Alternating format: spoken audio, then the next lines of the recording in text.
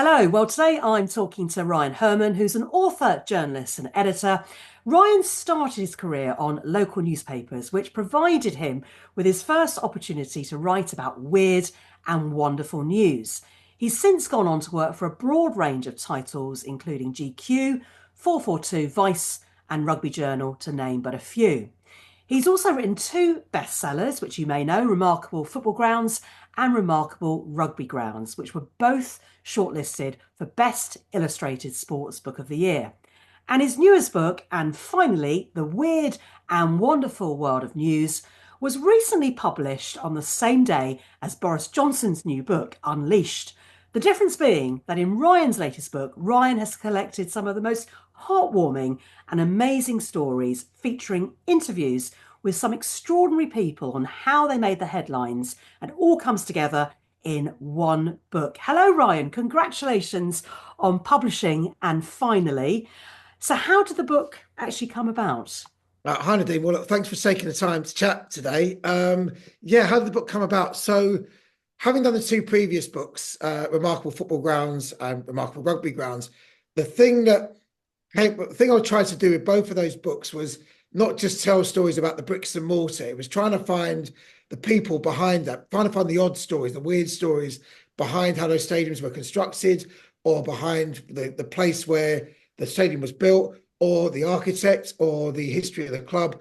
Just trying to find these weird nuggets of stories. It's kind of stories that if you read it, you'd tell somebody down the pub, that kind of story. So, and I've always been fascinated with just weird and funny stories. That's just come through from my parents, really. They love to sort of tell funny stories they read in the paper or heard on the radio, things like that. So that was kind of a theme that I guess run through both of those books. The chap who was my editor on both of those books, Frank Hopkinson, then said they'd had an idea. They wanted to do a book, the publisher's Pavilion, around was essentially good news story. Well, I say good news stories or weird or quirky stories, because the news cycle feels it's relentlessly depressing. If you wake up every morning, you think, what terrible things will happen next? That's just how it's been. And it feels like it's been that way now for quite a number of years. So we said, well, let's try and do a book that reminds you that there's actually lots of good news out there, and also that actually people are most inherently good. They do good things for other people. And he knew that I loved these kinds of stories, finding these weird nuggets and gems. So he said, do you fancy doing this? And I said, well, yeah, where do I sign? Yeah. So it wasn't your idea originally, but obviously you took it on board, but it's taken quite a long time because there's 250 stories in total. We'll bring some of those stories to life. Sadly, we haven't got time to do all of them. And what I love about it is about amazing people, but also a few animals. Now, putting animals in a book is always going to be a bestseller as far as I'm concerned. It's going to tap into the nation's favourites, whether it's pets, hamsters, guinea pigs, and we've got our fair share of those covered off in the book. And of course, horse racing as well, which is a nod to one of your loves. But interestingly, the name "And Finally" is got to come back to that ITN news programme. And Sir Martin Lewis, if I remember rightly, was the guy who was behind that, who was conscious, like you said, that, if it bleeds, it leads. But actually, let's have some positive stories as well. And I'd imagine when he first mooted the idea about having positive stories, he was probably laughed at because news was all about bleed and lead. Absolutely, yeah. He gave this talk. Well, I was thinking about how to hang this book together, and really came to me on a bus in Glasgow. And I remembered the story that my dad telling me years and years ago about Martin Lewis giving this talk about it being all good news on the TV. And I looked it up, and obviously we had the title anyway of "And Finally," and we're using these stories that have happened at the end of the news as a prop for this book. But then I looked back over the speech that he did, and I realised that it actually got misinterpreted. And what he was trying to say was, sometimes we need to look at stories and frame them in a way that isn't always negative. But of course, you still need the big dramatic news stories. We need a bit more balance in life. And you see it in social medias. There's a skew, and the algorithms are skewed towards stories that are more sensational. You've got to say something that's a bit more, or being outrageous, or being confrontational. And you're seeing that. So again, it's trying to think of that antidote to that. And let's say with Martin Lewis, his speech got misinterpreted. It wasn't as if you saw the headline about him wanting more good news stories without actually reading the bit that was behind it, which is the same as happens now on Twitter, where people look at the headline, respond to that without actually reading the story. Or X, as it's now known. Come on, get into the Extra, yes. 21st century here. Come on, Ryan. Well, and if people don't know who Sir Martin Lewis is, I mean, iconic newsreader between the late 1970s and I think mid 80s. He was the anchor of those News at 10 bulletins for ITN or ITV. And the stories that you've written, as you've mentioned, is an inspiration from that. But not all the stories that you've written about actually got included in his segments, but they are worthy of being included. Is that a fair assessment? Yeah, yeah. But one of the things we sat down when we talked about this, and I was given a pretty open brief and said, right, you run, take the ball and run with it, as they say. And I thought, well, you need some stories in there that are kind of our classic and finalies that people did see it on the news. And I'll probably come to that in a bit. But there was that element. But also, I thought, oh, there's loads of stories that I've written and people have interviewed over the years. And I sort of always had this almost like to create this niche for myself of doing weird stories or interesting stories or oddball stories. And I felt there was lots of stories out there. If somebody buys a book, they don't just want to read a whole load of stuff they've read before. And don't necessarily look at all those pages and go, oh, I know that story. I know that story.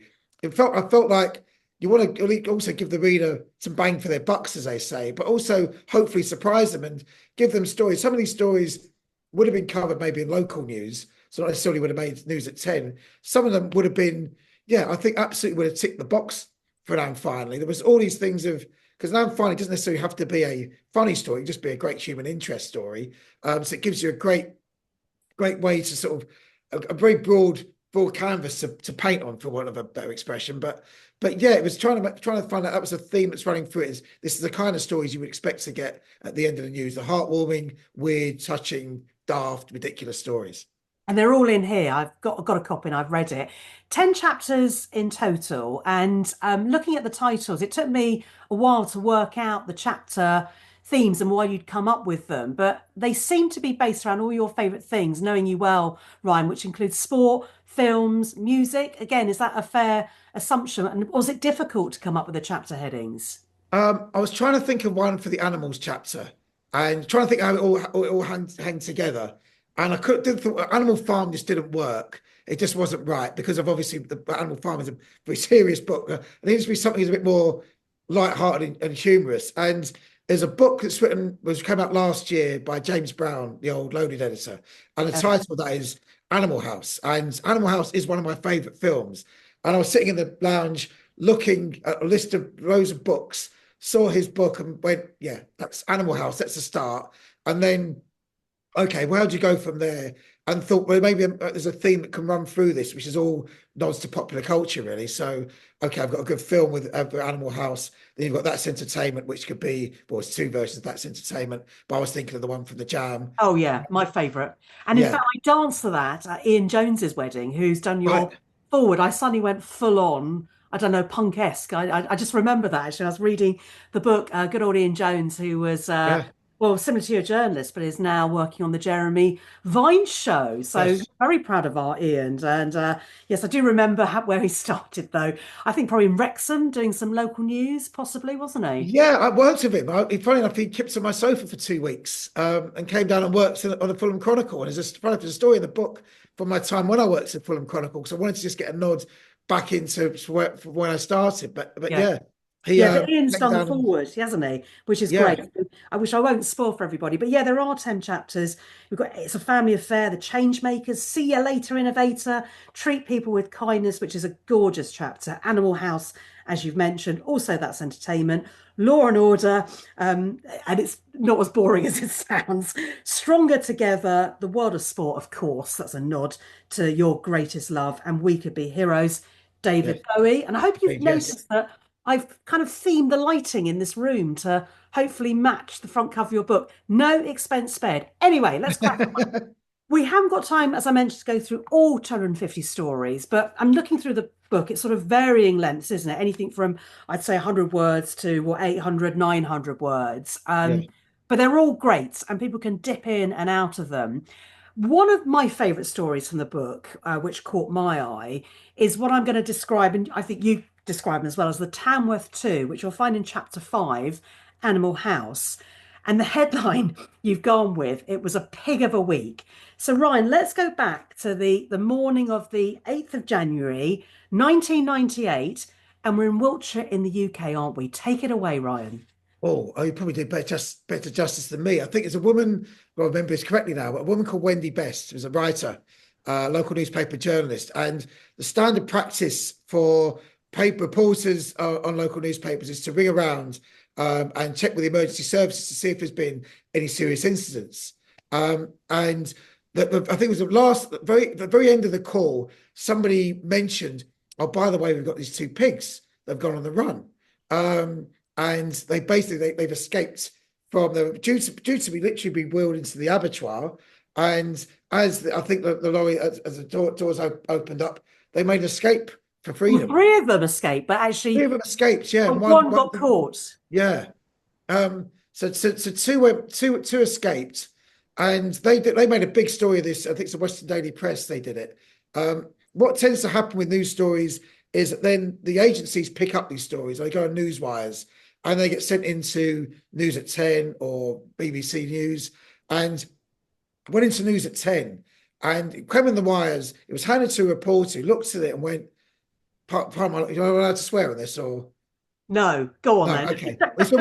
He said, what the hell is this? He was dispatched off to Wiltshire to find the pigs, and he thought it was a bit of a silly story, but I think it was a perfect combination of, it was the first week of January, it's gloomy, everyone wants a bit of cheering up. Start of the year is always a bit bleak, so everyone talks about the first Monday of the year being the bleakest time of year. The So bluest.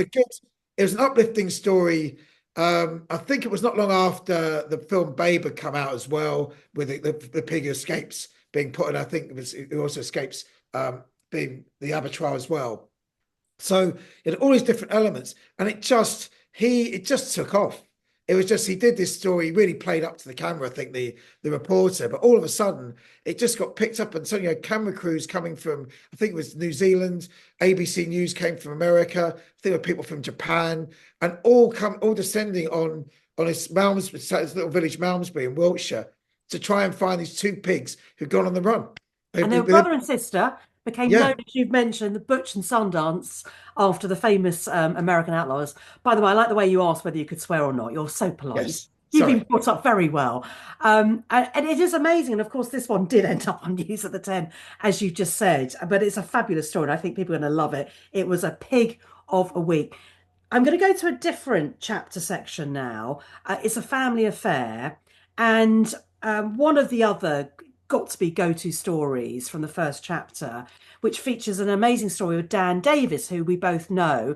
I know you've been friends with him for a lot longer than I am, since your student days. If people don't know who Dan Davis is, then like you, he's a journalist, editor and writer, and he's written for publications. I'm just trying to think: The Guardian, The Independent, I think The Economist, Esquire. Yeah, he was editor Very, for Squire for a yeah, while. Yeah, yeah. he was yeah, editor, wasn't he? And was he editor, or I can't remember now. And a He whole was lot he's of editor things. at Squire. He's been features editor in numerous titles, obviously written books. Yeah. He's also Yeah, the author of the award-winning book In Plain Sight, The Life and Lies of Jimmy Savile, and his book, I think, formed part of the basis of the BBC television series The yeah, Reckoning. But in your book, in It's a Family Affair section, Dan Davis recalls to tell an extraordinary connection that links him and his wife to a mission during the Second World War that helped change the course of history, which, of course, they had no idea about this connection to each other when they first met as a couple. But such a beautiful story. And Dan, obviously, I know when he recounted it in the book for you, I mean, there's so much more to it. You probably could have done a whole book on it. But tell us yeah, yeah. about that. Well, actually, the way it came about was I had an idea for the book that was to speak to different writers about stories they gathered, but their favorite interviews, favorite stories, weird and quirky stories. I knew that Dan had done some extraordinary interviews over the years, setting aside the work he'd done on Jimmy Savile. He's also a brilliant writer and a great storyteller. Um, And I rang him up and I said, can you think of any interesting interviews you've done over the years you think could work for this? And he said, nothing comes to mind. I got off the phone and I literally rang him up seconds later and said, we've got it, got the story anyway. Sorry. It's a story about you and Iona and the World Right. War II mission. Yeah, his wife. And I said, this is the perfect story. And I think, I mean, even though I know Dan and known him for years, I still think it's an extraordinary story. Always blows my mind. And anytime I was trying to explain to somebody what's in the book, this was my go-to story. And the gist of it is that he talks about how he talks about meeting Iona. He finally met the one. And there's a lovely lead in for that and the romance of that. And then they're chatting over dinner about their respective families, and they realise they have this. Dan's talking about his grandfather, whose name now escapes me. But his father was on this World War II mission. He was on HMS Petard, which sunk a German U-boat, and he was part of a team that gathered all these documents that helped the Gordon. Is it Gordon? Gordon, that was it. Yes, Gordon Gordon. Connell. Yeah. So Gordon Connell's on HMS Petard and talks about how this one chap he was ordered to go to literally jump into the sea and get on the U-boat, and he hesitated, thinking, I'm not going to make this. And this chap steps in front of him and dives into the Mediterranean, goes to the U-boat, smashes open all his cabinets, grabs all his documents, and tragically goes down with the boat. But and as Dan's telling the story, this person stood in front of Gordon Connell, a man called Anthony Fasson, and I think Iona sat there, literally goes like this, puts her hand over her mouth and looks totally shocked.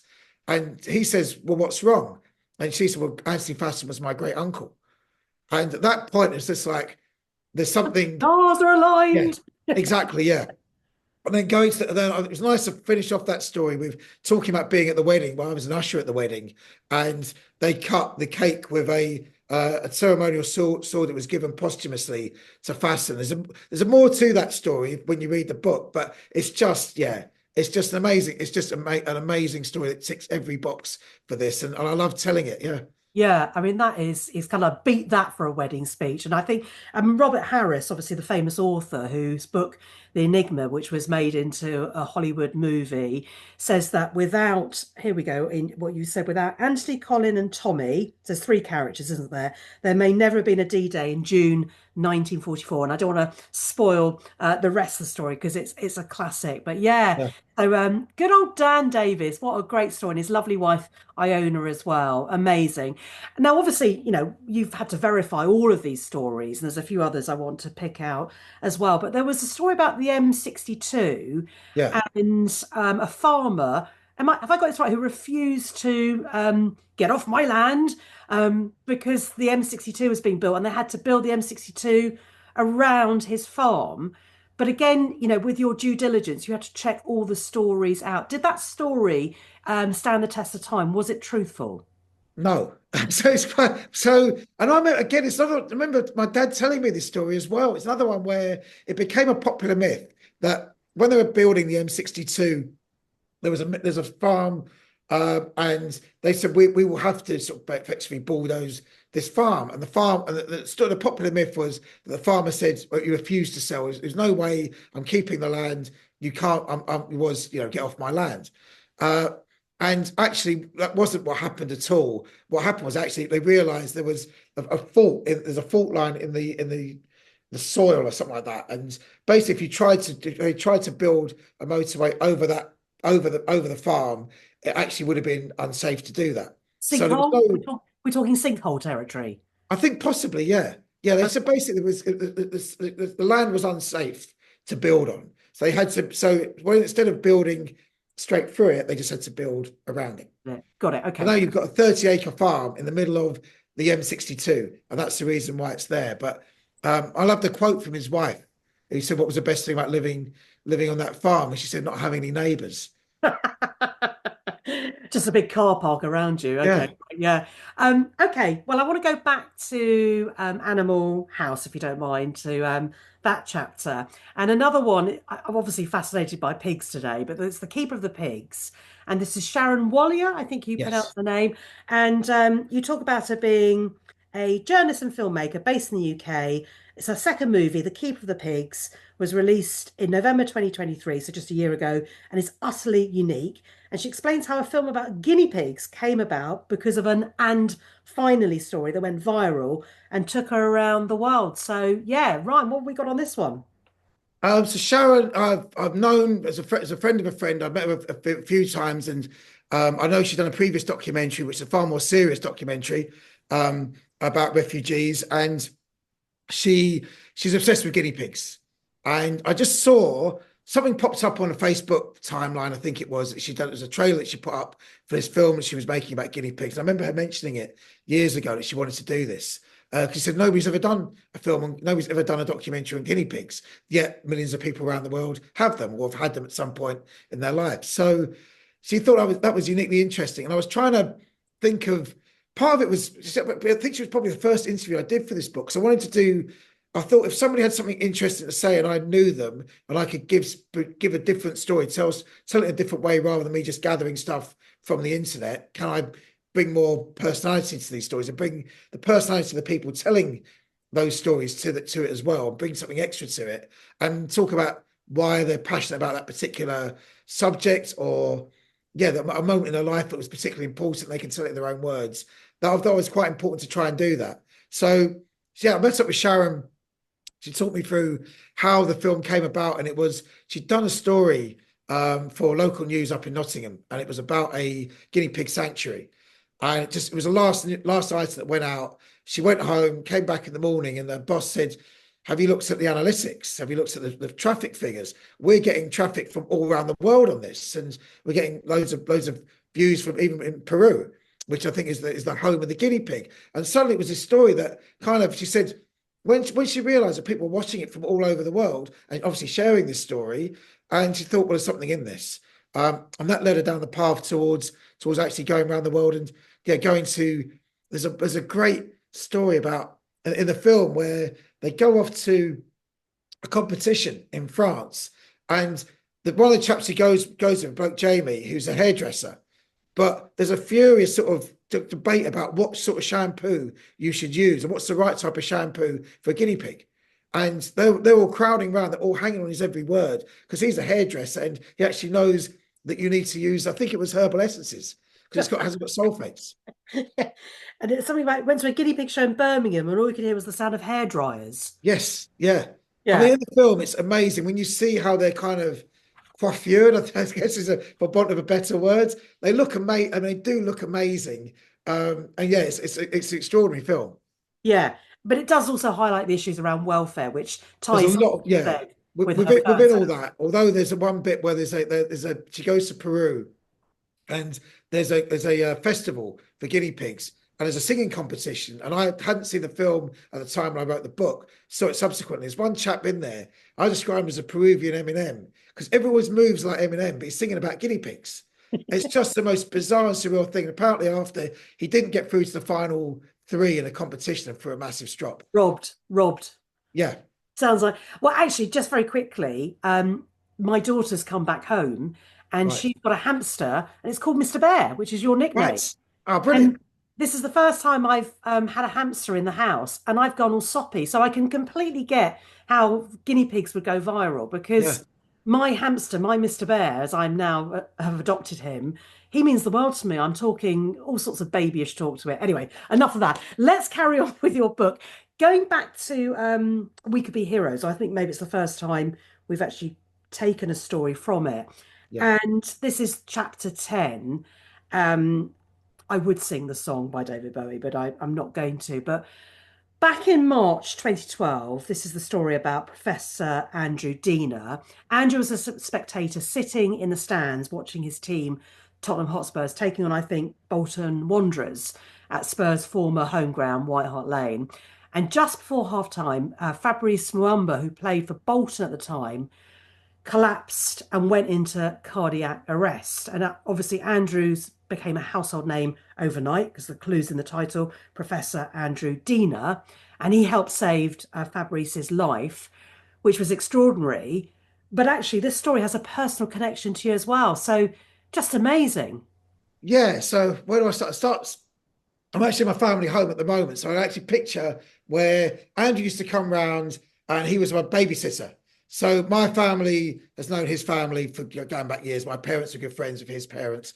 So he would come round on Saturday evenings and I'll be allowed to stay up later to watch Match of the Day. Usually play some sort of indoor football and break something in the house in the process. And then Andrew went off to become a very eminent heart doctor. And I'll come to this, I guess, the later bit after after what happened with Fabrice. But yeah, I think he'd actually been my doctor throughout the years, actually. And after about a month after what happened with Fabrice Muamba, I was on the same operating table, being operated on with Andrew, having a stent put in to clear up a blocked artery. Obviously, nothing quite as anywhere near as serious as what Fabrice went through, but it was just the most surreal thing. We sort of sat there thinking this happened like a month earlier, and we were just chatting away while he's basically sorting out me ensuring that I live, and while he's chatting about whether Harry Redknapp's going to be in a job next year, and I think he actually got sacked that summer. So he tried to agitate to get the England job. But the story with Fabrice, yeah, it's I thought it was amazing because again, it's somebody was just is brilliant at what they do, but suddenly became a news story overnight. He was, yeah, all of a sudden he was on every sort of front page, Yeah. and all the offshoots. And I was kind of interested to find out what good came out of that. Not just saving Fabrice's life, but the fact that they were able to educate a lot more people around. CPR Yeah, and exactly. promoting Yeah, public access to defibrillators. That's the thing, isn't it? I mean, and that's the beauty of this book. A lot of these stories, there is sort of not a moral sort of tale to it, but actually there's an educational sort of tale to it as well, where a lot of good has come out of yeah, actually stories that, I mean, in this case, it's pretty serious, but it's the fact that there's that connection with you. So, wow, what a cool babysitter to have. I'm gonna yeah. yeah, that's beat that one. Put that in your pipe and smoke it. Well, don't smoke actually. But again, that thinks Yes. back to Christian Eriksen, who Yeah, survived his heart attack for Denmark in 2021. You know, what would have happened if your professor Andrew Dina hadn't been a Spurs fan, which obviously you and I don't support. But what if he hadn't been there at that yeah, game? The outcome could have been very different. I know it's those what ifs moments, isn't it? Yeah, beautiful. That's entertainment chapter. Lovely story about Chris York, who sadly is no longer with us.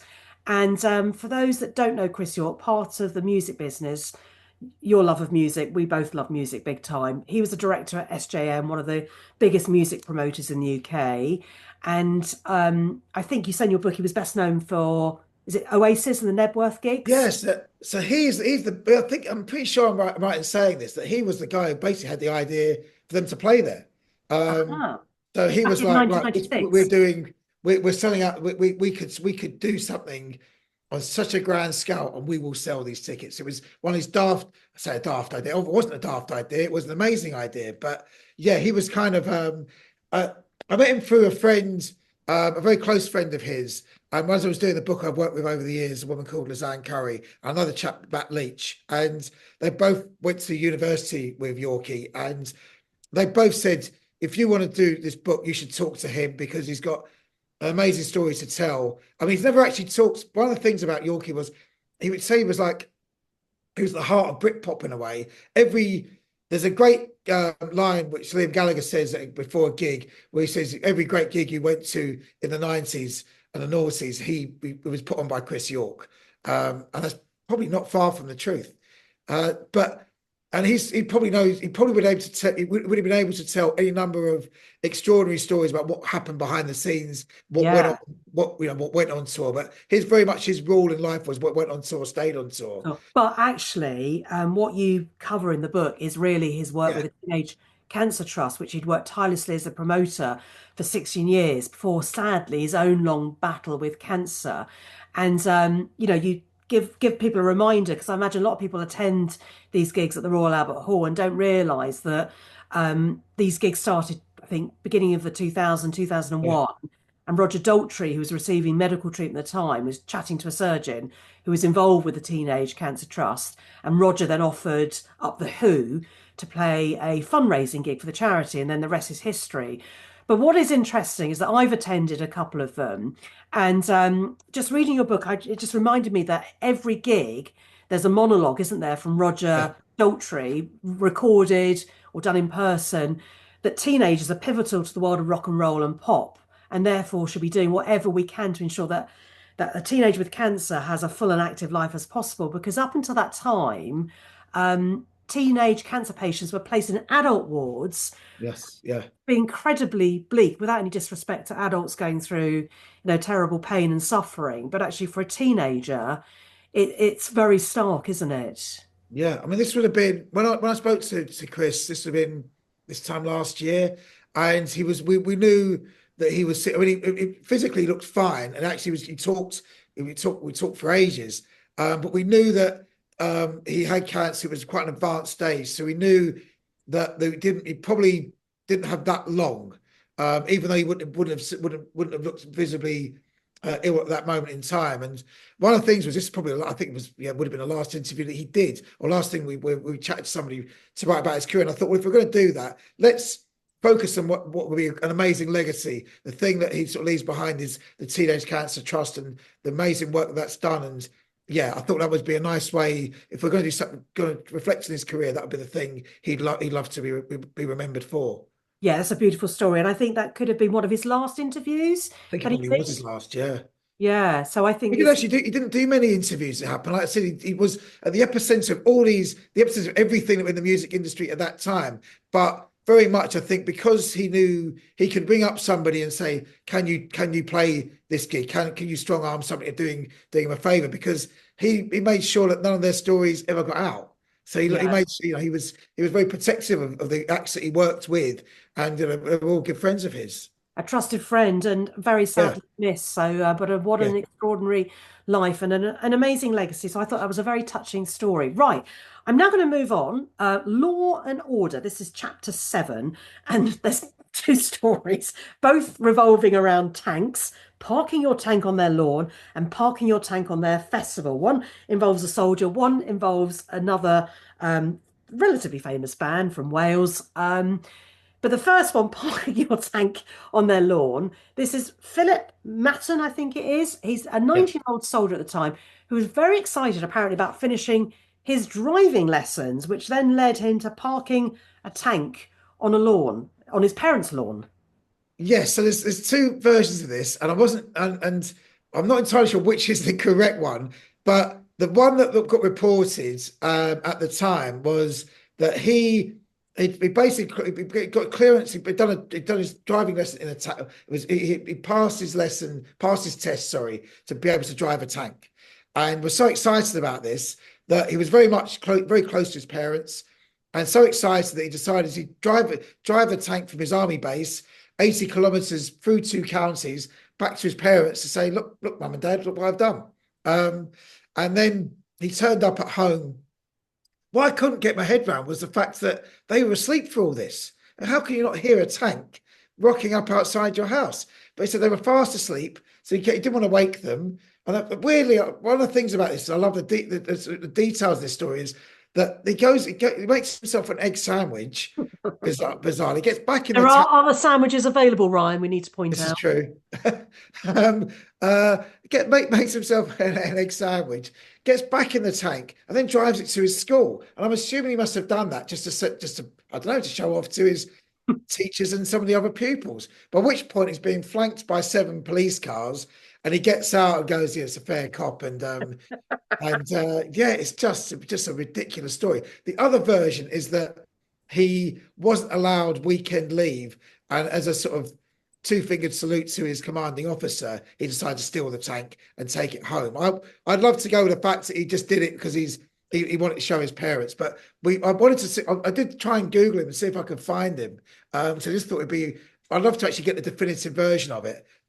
There's also a version that says that when he took the tank into the school, he ruptured the whole plumbing system in the school as well. So, but I wasn't sure if that was true or not. So there's some bits where you're looking at a story thinking, I'd like to include that, but did it actually happen? And I mean, taking the tank is far-fetched enough as it is, isn't It it? is, yeah, yeah, Adding all those other little tangents and everything else. But I love this bit at the end of the story about the parents saying, unfortunately, we were in bed. This is not the sort of thing we'd expect of him, but we still love him. yes, yeah. Oh, Great they sound quote. like Yeah, lovely parents. Okay, well, the other tank story is all around, revolves around super furry animals who apparently bought a tank. I don't remember this story to promote yeah. a single. If you don't want me to destroy you, that's not me saying that to you. That's the title of their single. And this involved a very famous, is it their marketing manager for Creation Records? Was it John Andrews at the time? Yeah. So the way it's come about was in the book. There's a few times where I write some very short stories that are kind of almost very similar to the story that was above it. So there's now finally. So sometimes I was looking at a subject and thinking, oh, is there another short story that I could put as an addendum to that? That's a nice little thing that I could sum up in about 100 words. A lot of it was trying to come up with a lot of pacing and different stories at different lengths, and every book, every page should be a bit of a surprise, and yeah, you don't know what's coming next. Um, and I was trying to think, was there another tank story? And then it suddenly occurred to me that I remembered back that that super furry animals had bought a tank, and it just so happens by luck there's a chap called Jeff Mail, and Jeff I've known for many years, and anyone who works in the music business will know Jeff. He has been basically he's a sort he organises gigs, so he's a man who gets the venue sorted out, and he's dealt with loads of big, huge bands over the years. And one of the acts he's always worked with his super furry animals. And I remembered reading somewhere that when they had the tank for the summer, took it around all the festivals, and then at the end of it, they sold it to Don Henley of the Eagles. And I just thought that can't be true. It feels like they've made that one up. So I got in touch with Jeff and said, Do you remember the story about the tank?" And he said, "Not only do I remember it," I said, "I know the bloke who bought it. I'll give you his number." So he put me in touch with John Andrews, who was the man who bought the tank on their behalf. And it was just one of the things he talks about. I loved chatting to him because he said one of the things about he worked with, again, with Oasis, we were the other creation bands at that time. I think Primal Scream. Who else would have been? Teenage Fan Club, probably. They had an amazing roster of bands at that time. But he said of all the bands he loved working with, Super Furry Animals, just because they were always trying to think of something different. They were not only a brilliant band, but brilliantly creative in terms of their idea about how you promote a band. Can you imagine putting that through your expense account? But actually, it also involves, according to your book, the former manager of the Smiths, music Yeah, publicist Scott Paring. yeah. And he suggested, I don't know how, there must have been a weird meeting, that there was an obscure law that would allow the band to park their massive armoured car tank outside BBC Broadcasting House, as we know and love, and they could play their song. I don't know, maybe from a big ghetto blaster, because I'm sounding really old now, aren't I? As long as it was in the early hours of the morning, which sounds counterintuitive. Is It that seems true? nuts, and apparently that law has been since been repealed. And there's reasons for that, and I think that maybe because anti-terrorism laws. I think it's probably the reason why. Um, Or annoying neighbours? um, Or annoying your neighbours, maybe? annoying your neighbours, yeah. But because originally the idea that they had, I think it was the drummer of the band said, because they said we were £10,000 budget to spend on advertising to promote the song, and he said, actually, what I'd love to do is drive a tank up the Mall. That'd be amazing, wouldn't it? And have a sound system blaring out, and also there was a serious point behind the kind of craziness that they wanted to make a protest against the what was it, repetitive beats bill that was brought in, and it was a criminal justice bill. I think it was brought in, which was meant to have a law against repetitive beats, essentially trying to ban raves. So they wanted to use it as partly a political statement as much as anything else, but also it was a brilliant publicity stunt. But Yeah. yeah, Scott Peering apparently said there was this bylaw. Again, I kind of like think, surely did that really happen? But I said to John, did that really honestly did that happen? And he said, Yeah. yeah. I So like his thinking, though, the fact that he's gone looking for obscure bylaws. it was There are just, some really yeah, good ones out there where you can park for free, even though they tell you you've got to pay. But let's not go into that. I don't want to get myself into trouble yeah. or anybody else. But yeah, I want to move on now. Chapter 8, which we haven't looked at so far, and that's Stronger Together, which is a fabulous title. And Xavier Wiggins, who I mean, we went to see the World Cup, didn't we, in France, Ryan, a whole group of us. So and Xavier was there, very colourful. It's an amazing how, if you knew him back then, And we had the makings, didn't he, all along? But he's the co-founder, as you say, the Dons Local Action Group, which is a unique charity based in South London, created by supporters of the football club AFC Wimbledon, who he's absolutely mad about. When the UK went into lockdown back in March 2020, and the story really talks about his role in volunteering. He got invited to the King's coronation. I mean, that's just mad in itself. And the future of sport and community action. So I just love the way Xavier Wiggins has used everything in his power to put it into a force for good. And it's just lovely that you've included him. But yeah, tell us about why you chose this particular story. Yeah, so, but it probably ends up sounding like I've just included those stories about my mates, but genuinely, it's just by freak of chance, really. I mean, Xavier's, I think I described him as a force of nature, which he is. I've never come across anyone quite like him. I mean, his name itself it makes him memorable. His full name is Xavier Charles Claude Wiggins, so he was almost like destined to make a sort of some sort of footprint on the planet. And yeah, he's a Wimbledon fan, sort of Wimbledon diehard fan through and through, and he was part of the group that essentially formed AFC Wimbledon. So he's been at the heart of that story, really since the point where they had to move. Obviously, the MK Dons was formed, and they could create their own team. The goal was always to go back to Plough Lane, to go back to their home, which I think people would have probably thought was an absolute pipe dream. How are you going to generate the money to do that? And buy a ground in London, thinking about the land it's going to cost you and how the hell are you going to make that happen. And they'd actually managed to get the plans. They were all ready to move, and they realised there was a big shortfall of money. And they said, well, we can get somebody to come in and buy a stake in the club, but it means effectively the club is no longer owned by the fans. I think there was a meeting where most people accepted their fate and said, how are we going to raise the money? We're £6 million short or something like that. And Xavier was one of three people who just stood up and said, no, we're not accepting that. We'll find the money. And that's just the kind of person he is. I said he's a force of nature. He's one of these people who he makes things happen, but he's such a big character, a big personality that he carries people with him on that journey. He's a leader. He's a British Empire medal holder. Oh my goodness. It's amazing, isn't it? Yeah. I'm just so proud of him. But yeah, so then Don's Local Action Group comes out from that. It was on the first day of lockdown. They basically set up a bond, but they went pretty much house to house and say that we want to move back to Plough Lane, but we want this club to be your club. You can have a stake in this club. It could be a proper community club. Every bricks and mortar of this club is about Wimbledon. It's not owned by some foreign conglomerate or whatever, or some shadowy figure who's going to use it for money laundering. We are a proper community club. So that gave Wimbledon a foothold back in the community. But I think also he said that when the first day of lockdown, he said, well, I'm not the kind of bloke who sits around. I'm not going to do lockdown like other people. I'm not going to sit and watch. So I'm not going to use time off. I'm not going to paint the garden fence or whatever. I need to be doing something.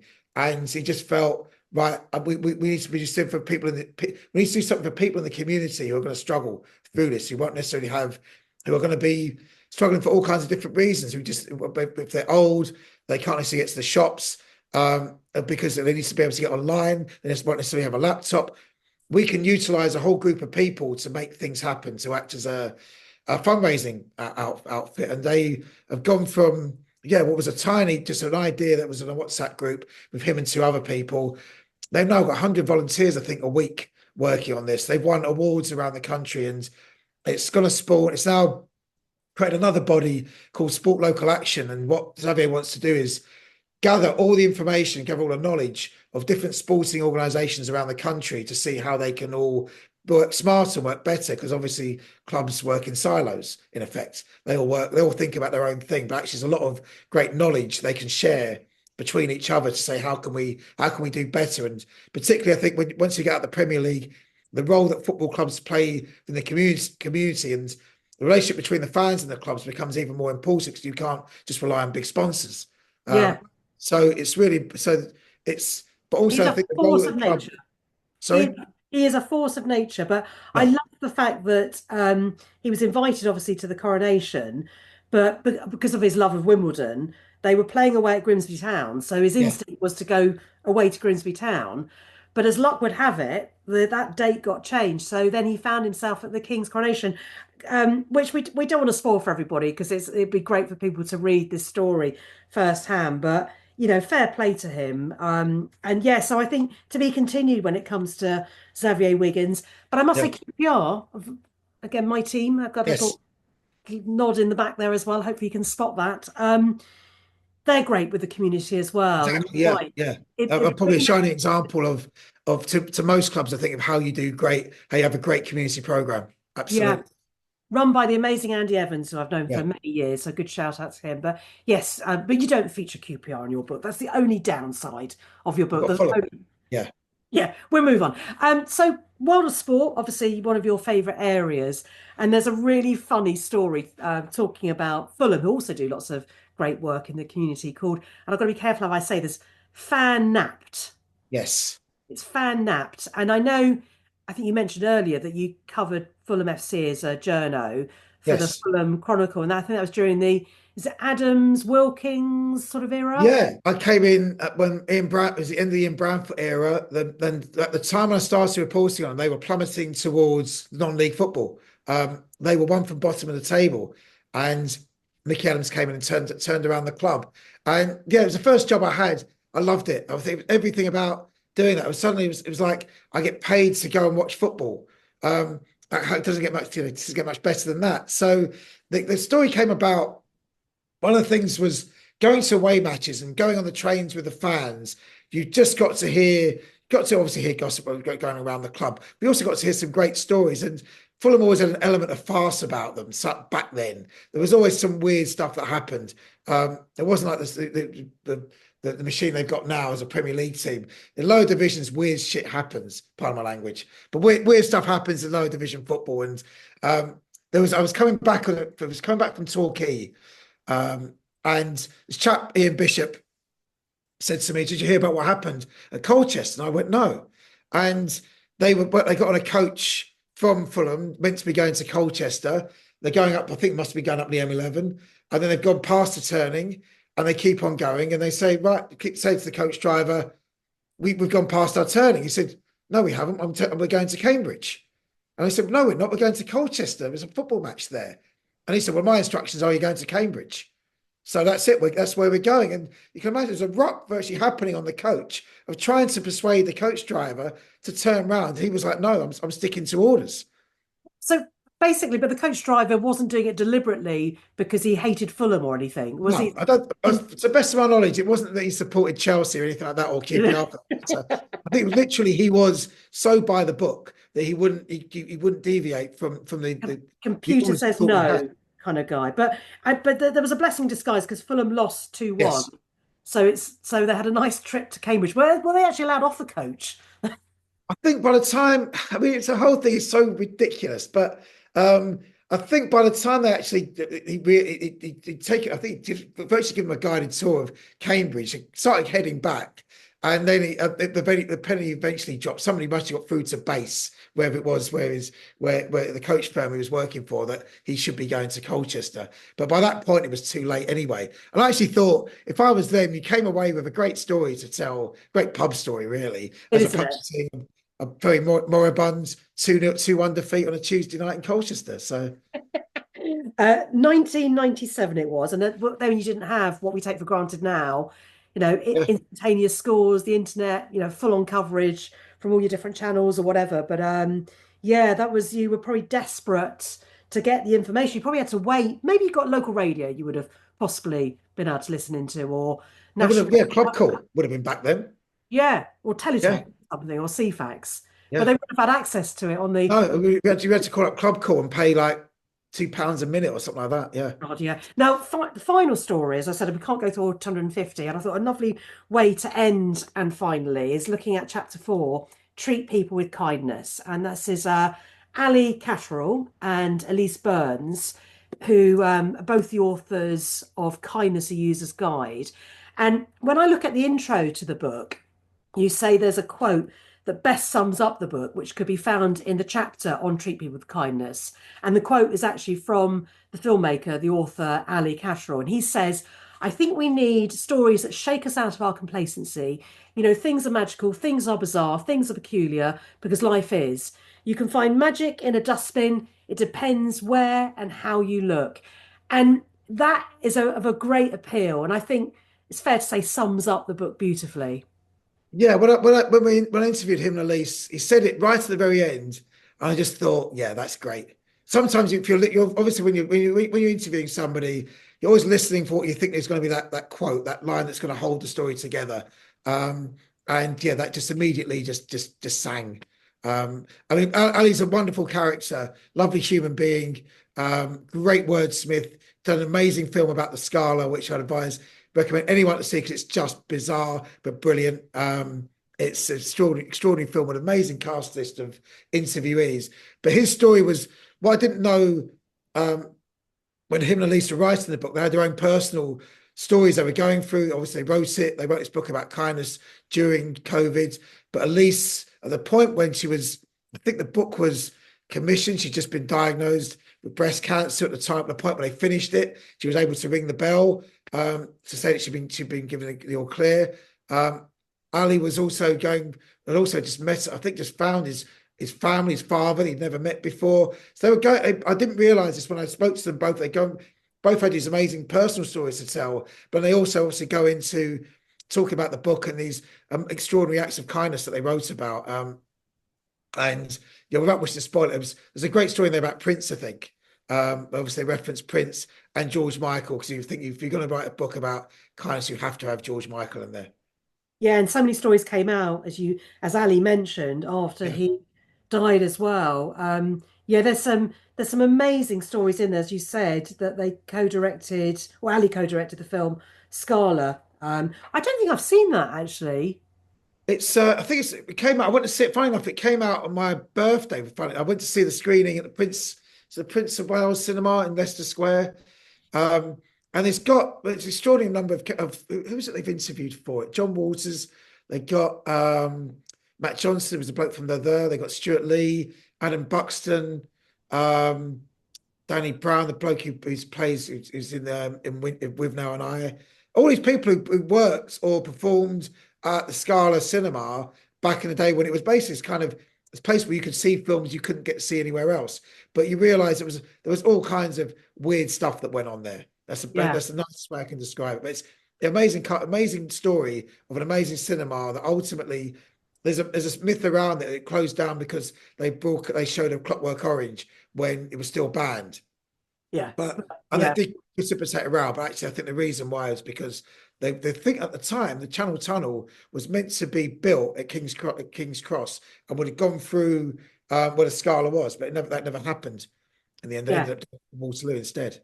We started at Water, obviously now back at Yeah, King's yeah. Cross. Yeah, I worked on the launch of that bizarrely, but anyway, that's for another time. I'm sold. I must see Scala. Well, this is a fantastic book, so congratulations again, Ryan. I think it's going to grab people's attention, bringing a much needed light after the gloom and uncertainty so many of us have faced and continue to face. So it's just a lovely, heartwarming collection of stories. I think 250 stories in total, cast over 10 chapters. So thank you, Ryan.